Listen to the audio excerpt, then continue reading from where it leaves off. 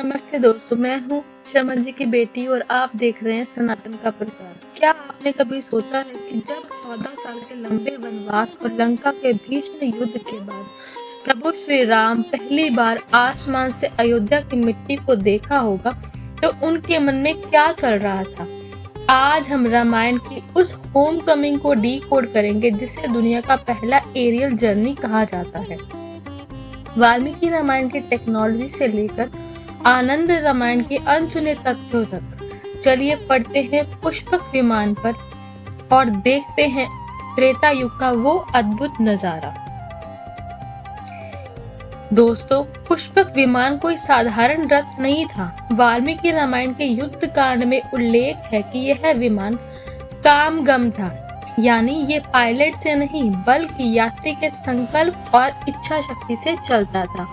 आनंद रामायण का एक अद्भुत रहस्य है कि इस विमान की एक खासियत थी कि इसमें हमेशा एक सीट खाली रहती थी। चाहे पूरी वानर सेना बैठ जाए फिर भी एक स्थान शेष रहता था। तर्क यह है कि सनातन धर्म में ईश्वर के पास हर उस व्यक्ति के लिए जगह है जो उनकी शरण में आना चाहता है।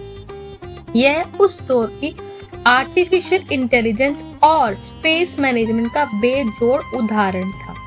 जैसे जैसे विमान उत्तर की ओर बढ़ रहा था, प्रभु श्री राम माता सीता को वो स्थान दिखा रहे थे जहां उन्होंने संघर्ष के दिन बिताए थे। रामचरितमानस के अनुसार राम जी ने सीता जी को दिखाया, हे सीते देखो, ये वही पत्थरों का पुल है जिसने हमारी राह आसान की।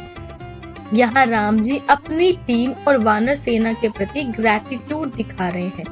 ऋषिमुख पर्वत, जहाँ सुग्रीव और हनुमान जी से पहली मुलाकात हुई थी। पंचवटी, जहाँ की यादें चुपती थी लेकिन आज वहां से गुजरते हुए विजय का संतोष था। यहाँ एक बहुत गहरा तर्क है। श्री राम चाहते तो सीधे अयोध्या के राजमहल के सामने उतर सकते थे, लेकिन वे पहले भारद्वाज मुनि के आश्रम में रुके। क्यों? क्योंकि वे मर्यादा पुरुषोत्तम थे। वे देखना चाहते थे कि 14 साल बाद अयोध्या का माहौल क्या है। उन्होंने हनुमान जी को एक सीक्रेट मैसेंजर की तरह पहले नंदीग्राम भेजने का फैसला किया। राम जी ने हनुमान जी से कहा, हनुमान, भरत के चेहरे को गौर से देखना। अगर शासन करते करते उसके मन में राज्य का लोभ आ गया हो तो मैं वापस लौट जाऊंगा। यह है असली लीडरशिप। जैसे ही विमान सरयू नदी के ऊपर पहुंचा, वानर सेना के जय श्री राम के नारों से आसमान गूंज उठा। आनंद रामायण कहती है कि अयोध्या वासियों को लगा कि आसमान में एक साथ दो सूर्य निकल आए हैं, एक असली सूर्य और दूसरा पुष्पक विमान पर सवार प्रभु श्री राम का तेजस्वी मुख। पूरी नगरी में दीपोत्सव की तैयारी शुरू हो चुकी थी, लेकिन एक शख्स था जो इन सब से दूर अपनी कुटिया में श्री राम की राह देख रहा था। तो दोस्तों, पुष्पक विमान की यह यात्रा हमें सिखाती है कि कामयाबी की ऊंचाइयों पर पहुंचकर भी अपनी जड़ों को कभी नहीं भूलना चाहिए। लेकिन कहानी यहाँ खत्म नहीं होती।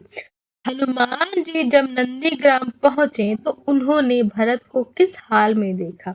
क्या भरत ने श्री राम को पहचान लिया? और वो कौन सा संवाद था जिसे सुनकर भरत मूर्छित हो गए थे? इन सब सवालों के जवाब मिलेंगे कल के 80 के महा एपिसोड में भरत हनुमान मिलन प्रेम की सबसे बड़ी कसौटी।